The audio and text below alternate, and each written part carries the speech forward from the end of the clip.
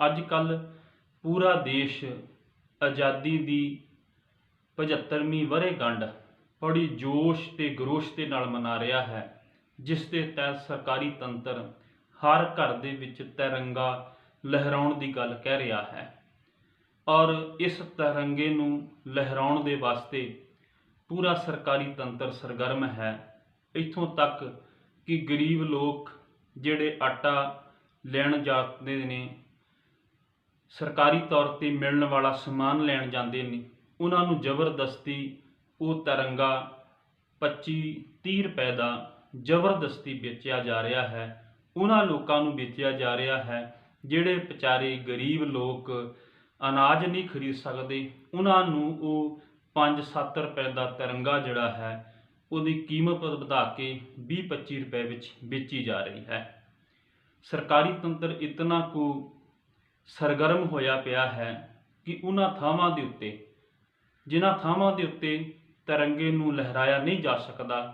उस स्थान के उत्ते भी तिरंगा लहराउण लई उन्होंने बकायदा नोटिस भेजे हुए ने। हरियाणे के एक शहर अंबाले के उस स्थान के उत्ते भी गुरुद्वारियां दे अंदर तिरंगा लहराउण ते उत्थे नाच गाने गा करके आज़ादी मनाउण की गल उन्होंने नोटिफिकेशन दे विच दर्ज कर दी गई है। हुण दूसरे पासे एक होर धिर जिहड़ी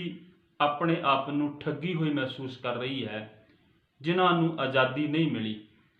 सिख कौम इस तिरंगे नूं अपने घरां दे विच बिल्कुल बर्दाश्त नहीं कर रही ते उन्हां सज्जणा ने, गुरु के सिखा ने तिरंगे की जगह अपने घरां दे अंदर खालसाई निशान जिहड़ा है वो चलाउण दा प्रण किया होया है, जिस दे तहत बहुत सारे पिंडां दे विच बहुत सारे घरां दे विच केसरी पश्चिम जिहड़ा है निशान साहब वो लहराया जा भी चुका है अते कुछ इस दे विच तैयारी विच जुटे हुए हैं। हुण सवाल पैदा हुंदा है भी सरकारी तंत्र इतनी सरगर्म हो के ये तिरंगा लहरा रहा है, तो दूजे पासे पंजाब की धरती के उत्ते ही इस तिरंगे का विरोध जिहड़ा है वो क्यों हो रहा है। इत्थों तक कि सोशल मीडिया के उत्ते एक पंजाब के CM ਉਹਦੀ तस्वीर बना के भी पेश की जा रही है, जिहदे विच वो अपील कर रहा है कि तुसीं अपने घरां दे उत्ते तिरंगा लहराउण की जगह केसरी निशान साहब लहराओ। इत्थे एक गल याद रखण योग बात है भी बहुत सारे मैसेज जिहड़े ने इस संबंध विच विदेशों के विचों आ रहे हैं भी ये गल सही है जां ये गल गलत है, कि भगवंत मान ने इस गल नूं दोहराया है, प्रगट किया है। इत्थे एक गल याद जरूर रखण वाली है कि ये उस सरकारी तंत्र दे विच आ रहे ने, ये पार्टी उस सरकारी तंत्र दे विच आ रही है जिन्हां ने चोणां तो पहलां भी जलंधर शहर दे विच तिरंगा रैली जिहड़ी सी वो कीती सी दिल्ली दे CM दे नाल रल करके। उस तो बाद भी इन्हां ने इहो जिही बहुत सारियां एक्टिविटियां बहुत सारियां रैलियां तिरंगे नूं ला करके ते कीतियां सन, जिहदे तहत मेरी विचार गोष्ठी दे विच ये सरकारी तंत्र किसी भी हालात दे विच केसरी निशान साहब नूं प्रवान नहीं करेगा, भाव केसरी निशान साहब नूं घरां दे उत्ते लाउण दी किसी भी हालात दे अंदर मुखालफत नहीं करेगा, भाव खामी नहीं भरेगा, सगों तिरंगा लहराउण दी ये गल जिहड़ी है वो करेगा। और ख्याल करना ये तिरंगे का विरोध क्यों हो रहा है, ये इस करके हो रहा है कि सिखा ने इस हिंदुस्तान नूं आज़ाद करवाउण वास्ते सब तो वधीक कुर्बानियां जिहड़ियां ने वो दित्तियां ने। जदों आपां अंकड़ियां नूं वेखदे हां ते ख्याल करना उन्हां अंकड़े सानूं बोल के दसदे ने कि इस हिंदुस्तान की आज़ादी दे वास्ते जे फांसी चढ़े उन्हां फांसियां की गिणती है 121। उस 121 फांसियां दे विचों 93 फांसियां जिहड़ियां ने वो सिखां दियां ने। जेकर आज़ादी दे वास्ते काली पानी की सज़ा अंग्रेज़ों वालों दिती गई, उन्हां दी गिणती है 2646 ਤੇ ਉਸ 2646 ਦੇ ਵਿੱਚ 2147 ਜਿਹੜੇ ਨੇ ਉਹ ਸਿੱਖ ਨੇ ਜਿਹੜੇ ਕਾਲੇ ਪਾਣੀ ਦੀ ਸਜ਼ਾ ਭੁਗਤੇ ਨੇ, ਉੱਥੇ ਉਹ ਅਕਾਲ ਚਲਾਣਾ ਕਰ ਗਏ, ਭਾਵ ਉਹ ਇਸ ਸੰਸਾਰ ਤੋਂ ਚਲੇ ਗਏ। ਫਿਰ ਇਸ ਤੋਂ ਇਲਾਵਾ ਕਾਮਾਗਾਟਾ ਮਾਰੂ, ਭਾਵੇਂ ਕਿ ਇਹਦਾ ਵਿਸਥਾਰ ਬਹੁਤ ਕੀਤਾ ਜਾ ਸਕਦਾ ਵੀ ਇਹ ਕਾਮਾਗਾਟੂ ਮਾਰੂ ਕੀ ਸੀ, ਪਰ ਮੈਂ ਸੰਖੇਪ ਵਿੱਚ ਰੱਖਾਂ। ਉਹ ਜਹਾਜ਼ ਜਿਹੜਾ ਕੈਨੇਡਾ ਦੀ ਧਰਤੀ ਤੋਂ ਵਾਪਸ ਹੋਇਆ, ਬਜਬਜ ਘਾਟ ਦੇ ਉੱਤੇ ਅੰਗਰੇਜ਼ਾਂ ਨੇ ਉਹਨਾਂ ਸਿੱਖਾਂ ਨੂੰ ਜਿਹੜਾ ਸੀ ਗੋਲੀਆਂ ਦੇ ਨਾਲ ਭੁੰਨ ਦਿੱਤਾ ਗਿਆ। ਉਹਦੇ ਵਿੱਚ 22 ਸਵਾਰ ਸਨ ਔਰ 22 ਦੇ 22 ਸਵਾਰ ਜਿਹੜੇ ਸਨ ਉਹ ਸਿੱਖ ਸਨ। ਜਲਿਆਂਵਾਲੇ ਬਾਗ ਦੇ ਵਿੱਚ 1919 13 ਅਪ੍ਰੈਲ ਨੂੰ ਸਾਕਾ ਵਾਪਰਿਆ, ਉੱਥੇ 1300 ਲੋਕ ਮਾਰੇ ਗਏ। ਉਹਨਾਂ 1300 ਲੋਕਾਂ ਦੇ ਵਿੱਚ 799 ਲੋਕ ਜਿਹੜੇ ਸਨ ਉਹ ਸਿੱਖ ਸਨ, ਬਾਕੀ ਹੋਰ ਧਰਮਾਂ ਦੇ ਸਨ। ਇਸ ਤੋਂ ਇਲਾਵਾ ਉਸ ਵਕਤ ਸੁਭਾਸ਼ ਚੰਦਰ ਬੋਸ ਨੇ ਇੱਕ ਇੰਡੀਅਨ ਆਰਮੀ ਬਣਾਈ ਸੀ ਆਜ਼ਾਦੀ ਪ੍ਰਾਪਤ ਕਰਨ ਵਾਸਤੇ, ਜਿਹਦੀ ਕੁੱਲ ਗਿਣਤੀ 42,000 ਸੀ ਤੇ ਉਸ 42,000 ਗਿਣਤੀ ਦੇ ਵਿੱਚੋਂ 28,000 ਸਿੱਖ ਜਿਹੜੇ ਸਨ ਉਹ ਅੱਗੇ ਆਏ ਸਨ। ਇਹ ਬਹੁਤ ਸਾਰੀਆਂ ਕੁਰਬਾਨੀਆਂ ਦੇ ਕੇ ਫਿਰ ਆਜ਼ਾਦੀ ਜਿਹੜੀ ਹੈ ਉਹ ਪ੍ਰਾਪਤ ਹੋਈ। ਇਸ ਆਜ਼ਾਦੀ ਦੀ ਪ੍ਰਾਪਤੀ ਤੋਂ ਪਹਿਲਾਂ ਜਿਹੜਾ ਸੀਗਾ ਉਹ ਬਹੁਤ ਸਾਰੇ ਵਾਅਦੇ ਉਹ ਸਿੱਖਾਂ ਦੇ ਨਾਲ ਕੀਤੇ ਗਏ ਉਸ ਵਕਤ ਦੇ ਲੀਡਰਾਂ ਦੇ ਵੱਲੋਂ, ਉਸ ਵਕਤ ਦੇ ਆਗੂਆਂ ਵੱਲੋਂ, ਜਿਹਦੇ ਵਿੱਚ ਲਾਹੌਰ ਦੇ ਵਿੱਚ ਇੱਕ ਮਤਾ ਪਾਸ ਹੋਇਆ 1929 ਦੇ ਅੰਦਰ। ਪੰਡਿਤ ਜਵਾਹਰ ਲਾਲ ਨਹਿਰੂ ਨੇ ਉਸ ਵਕਤ ਇਹ ਗੱਲ ਕਹੀ ਵੀ ਸਿੱਖਾਂ ਦੇ ਜਦੋਂ ਵਿਧਾਨ ਬਣਾਉਣ ਦੀ ਗੱਲ ਹੋਵੇਗੀ ਤੇ ਉਹੋ ਜਿਹਾ ਕੋਈ ਵੀ ਵਿਧਾਨ ਆਪਾਂ ਤਿਆਰ ਨਹੀਂ ਕਰਾਂਗੇ ਜਿਹੜਾ ਵਿਧਾਨ ਸਿੱਖਾਂ ਨੂੰ ਪ੍ਰਵਾਨ ਨਹੀਂ ਹੋਵੇਗਾ, ਭਾਵ ਸਿੱਖਾਂ ਦੀ ਸਹਿਮਤੀ ਦੇ ਨਾਲ ਹੀ ਵਿਧਾਨ ਜਿਹੜਾ ਹੈ ਉਹ ਪਾਸ ਕੀਤਾ ਜਾਵੇਗਾ। ਫਿਰ 1931 ਦੇ ਅੰਦਰ ਗਾਂਧੀ ਨੇ ਉਸ ਵਕਤ ਸੀਸਗੰਜ ਗੁਰਦੁਆਰੇ, ਤੇ ਸੀਸਗੰਜ ਗੁਰਦੁਆਰਾ ਤੇ ਕਿਸੇ ਨੂੰ ਨਹੀਂ ਭੁੱਲਿਆ ਨਾ, ਜਿੱਥੇ ਗੁਰੂ ਤੇਗ ਬਹਾਦਰ ਮਹਾਰਾਜ ਜੀ ਨੇ ਆਪਣਾ ਸੀਸ ਦੇ ਕੇ ਇਹਨਾਂ ਗਾਂਧੀ ਵਰਗਿਆਂ ਦਾ ਧਰਮ ਜਿਹੜਾ ਸੀ ਉਹ ਬਚਾਇਆ ਸੀਗਾ, ਹਿੰਦੂ ਧਰਮ ਨੂੰ ਬਚਾਇਆ ਸੀਗਾ। ਤੇ ਉੱਥੇ ਖਲੋ ਕਰਕੇ ਮਹਾਤਮਾ ਗਾਂਧੀ ਨੇ ਇਹ ਗੱਲ ਕਹੀ ਸੀ ਬਈ ਸਿੱਖ ਜਿਹੜੇ ਨੇ ਜੇ ਇਹਨਾਂ ਦੇ ਨਾਲ ਵਧੀਕੀ ਹੋਵੇਗੀ ਤਾਂ ਸਿੱਖ ਫਿਰ ਆਪਣੀ ਜੋ ਆਦਤ ਹੈ, ਭਾਵ ਆਜ਼ਾਦੀ ਲੈਣਾ, ਇਹ ਸ਼ਸਤਰ ਚੱਕਣਾ ਇਹਨਾਂ ਨੂੰ ਆਉਂਦਾ ਹੈ ਤੇ ਇਹ ਆਪ ਲੈ ਲੈਣਗੇ। ਇਸ ਤੋਂ ਇਲਾਵਾ ਫਿਰ ਪੰਡਿਤ ਜਵਾਹਰ ਲਾਲ ਨਹਿਰੂ ਨੇ ਜਿਹੜਾ ਸੀਗਾ ਉਹ 1946 ਦੇ ਅੰਦਰ ਕਲਕੱਤੇ ਦੇ ਵਿੱਚ ਸਿੱਖ ਕੌਮ ਨੂੰ ਬਹਾਦਰ ਕੌਮ ਐਲਾਨਿਆ ਅਤੇ ਨਾਲ ਹੀ ਇਹ ਵੀ ਗੱਲ ਕਹੀ ਵੀ ਉੱਤਰ ਦੇ ਹਿੱਸੇ ਦੇ ਵਿੱਚ ਜੇਕਰ ਉਹ ਇੱਕ ਖਿੱਤਾ ਆਜ਼ਾਦ ਤੌਰ ਤੇ ਰੱਖਣਾ ਚਾਹੁੰਦੇ ਤੇ ਉਹਨਾਂ ਨੂੰ ਦੇ ਦਿੱਤਾ ਜਾਵੇਗਾ। ਇਹ ਸਾਰਾ ਕੁਝ ਉਹ ਵਾਅਦੇ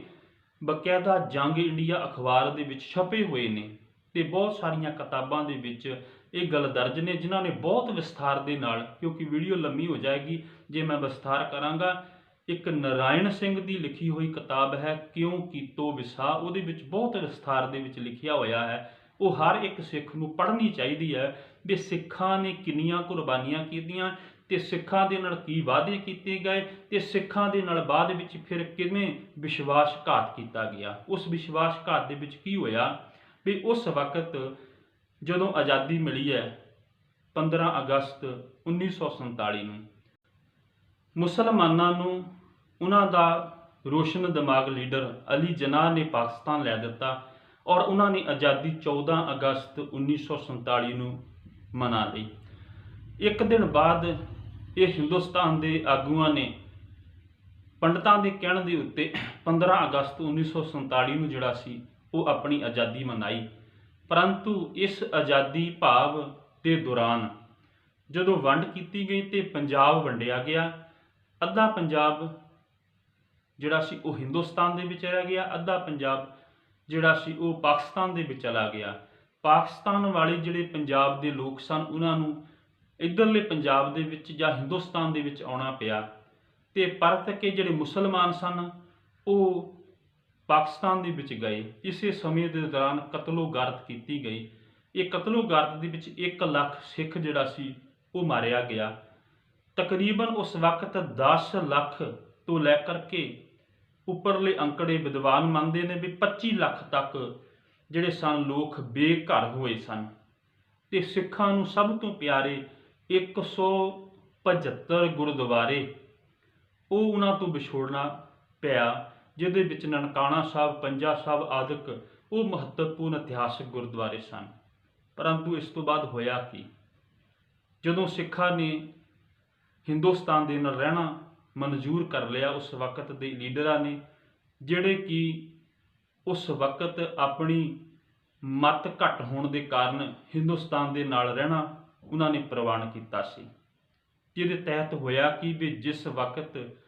15 ਅਗਸਤ 1947 ਨੂੰ ਆਜ਼ਾਦੀ ਮਿਲੀ ਹੈ, ਉਸ ਤੋਂ ਲਗਭਗ ਕੇਵਲ 1 ਮਹੀਨਾ ਵਿੱਚ ਪਿਆ ਸੀ, 2 ਮਹੀਨੇ ਵੀ ਪੂਰੇ ਨਹੀਂ ਸੀ ਹੋਏ।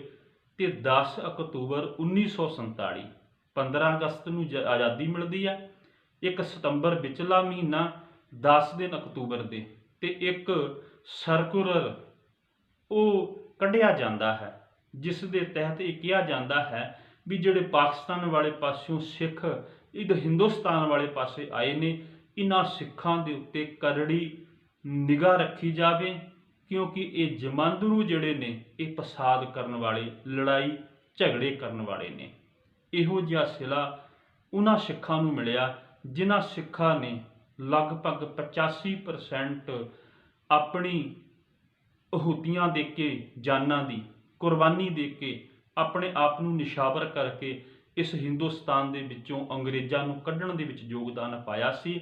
ਤੇ ਇਸ ਹਿੰਦੁਸਤਾਨ ਨੂੰ ਆਜ਼ਾਦੀ ਮਿਲੀ ਸੀ। ਉਹਨਾਂ ਵਾਸਤੇ ਇਹ ਸਲੂਕ ਜਿਹੜਾ ਸੀ ਉਹ ਕੀਤਾ ਗਿਆ। ਇਸ ਤੋਂ ਬਾਅਦ ਲੰਬੀ ਇੱਕ ਗਾਥਾ ਹੈ,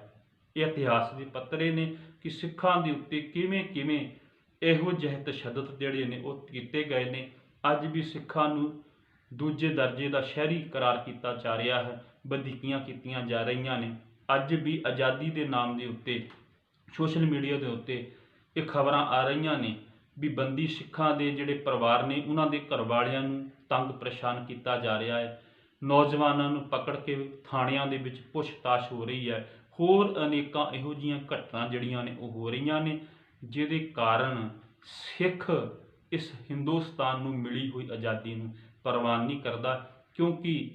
ਹਿੰਦੁਸਤਾਨ ਨੂੰ ਆਜ਼ਾਦੀ ਮਿਲ ਚੁੱਕੀ ਹੋਵੇਗੀ ਪਰੰਤੂ ਸਿੱਖਾਂ ਨੂੰ ਆਜ਼ਾਦੀ ਅਜੇ ਤੱਕ ਨਹੀਂ ਮਿਲੀ। ਇਹ ਸਿੱਖਾਂ ਦਾ ਆਖਣਾ ਹੈ, ਇਹ ਸਿੱਖ ਲਖਾਰੀਆਂ ਦਾ ਆਖਣਾ ਹੈ ਤੇ ਇਸ ਕਰਕੇ ਇਸ ਤਿਰੰਗੇ ਦਾ ਵਿਰੋਧ ਜਿਹੜਾ ਹੈ ਉਹ ਪੰਜਾਬ ਦੀ ਧਰਤੀ ਤੋਂ ਉੱਠ ਰਿਹਾ ਹੈ। ਆਉਣ ਜਾਣ ਵਾਲੇ ਦਿਨਾਂ ਦੇ ਵਿੱਚ ਰੱਬ ਪਰਮੇਸ਼ਰ ਅਕਾਲ ਪੁਰਖ ਰਹਿਮਤ ਕਰੇ, ਇਹ ਕੋਈ ਵੱਡਾ ਫਸਾਦ ਜਾਂ ਕੋਈ ਇਹੋ ਜਿਹੀ ਘਟਨਾ ਨਾ ਵਾਪਰੇ ਜਿਹਦੇ ਕਾਰਨ ਸਿੱਖਾਂ ਨੂੰ ਸੁਚੇਤ ਹੋ ਕੇ ਇਸ ਗੱਲ ਵੱਲ ਧਿਆਨ ਰੱਖਣਾ ਚਾਹੀਦਾ ਹੈ। ਕੁਝ ਵਿਦਵਾਨ ਜਿਹੜੇ ਨੇ, ਪੜ੍ਹੇ ਲਿਖੇ ਲੋਕ, ਇਹ ਵੀ ਕਹਿੰਦੇ ਨੇ ਵੀ ਉਹਨਾਂ ਨੇ ਤਿਰੰਗਾ ਲਹਿਰਾ ਦਿੱਤਾ, ਅਸੀਂ ਕੇਸਰੀ ਨਿਸ਼ਾਨ ਸਾਹਿਬ ਲਹਿਰਾ ਦਿੱਤਾ। ਅਸੀਂ ਕੇਸਰੀ ਨਿਸ਼ਾਨ ਸਾਹਿਬ ਤੇ ਤਾਂ ਲਹਿਰਾਈਏ ਜੇ ਸਾਨੂੰ ਆਜ਼ਾਦੀ ਮਿਲੀ ਹੋਵੇ। ਇਸ ਦੀ ਜਗ੍ਹਾ ਸਾਨੂੰ ਆਪਣੇ ਘਰਾਂ ਦੇ ਉੱਤੇ ਕਾਲੇ ਝੰਡੇ, ਜਿਹੜਾ ਕਾਲਾ ਰੋਸ ਪ੍ਰਗਟ ਕਰਨ ਦਾ ਹੈ, ਚਿੰਨ੍ਹ ਹੈ, ਰੰਗ ਹੈ, ਉਹ ਸਾਨੂੰ ਕਾਲੇ ਝੰਡੇ ਆਪਣੇ ਘਰਾਂ ਦੇ ਉੱਤੇ ਲਹਿਰਾਉਣੇ ਚਾਹੀਦੇ ਨੇ, ਤਾਂ ਜੋ ਹਿੰਦੁਸਤਾਨ ਸਰਕਾਰ ਨੂੰ ਇਹ ਪਤਾ ਲੱਗ ਸਕੇ ਵੀ ਸਿੱਖ ਆਜ਼ਾਦ ਨਹੀਂ ਹੋਏ, ਕਿਉਂਕਿ ਸਿੱਖਾਂ ਦੇ ਨਾਲ ਅਜੇ ਵਧੀਕੀਆਂ ਪੰਜਾਬ ਦੀ ਧਰਤੀ ਦੇ ਉੱਤੇ, ਪੰਜਾਬ ਤੋਂ ਬਾਹਰ ਬਹੁਤ ਹੋ ਰਹੀਆਂ ਨੇ। ਸਿੱਖਾਂ ਨੂੰ ਮੁੱਢਲੇ ਹੱਕ ਮਿਲ ਸਕਣ, ਇਸ ਕਰਕੇ ਸਾਨੂੰ ਆਪਣੇ ਘਰਾਂ ਦੇ ਉੱਤੇ ਕਾਲੇ ਝੰਡੇ ਰੋਸ ਵਜੋਂ ਫਹਿਰਾਉਣੇ ਚਾਹੀਦੇ ਨੇ। ਸਤਿਗੁਰ ਕਿਰਪਾ ਕਰੇ, ਆਉਣ ਵਾਲੇ ਸਮੇਂ ਜੋ 15 ਅਗਸਤ ਆਉਣ ਵਾਲਾ, ਇਹਦੇ ਵਿੱਚ ਸਿੱਖ ਨੌਜਵਾਨੀ ਦਾ ਘਾਣ ਨਾ ਹੋਵੇ, ਇਸ ਵੱਲ ਸਾਨੂੰ ਸੁਚੇਤ ਹੋਣਾ ਪਏਗਾ, ਧਿਆਨ ਰੱਖਣਾ ਪਏਗਾ। ਸਭ ਦਾ ਧੰਨਵਾਦ।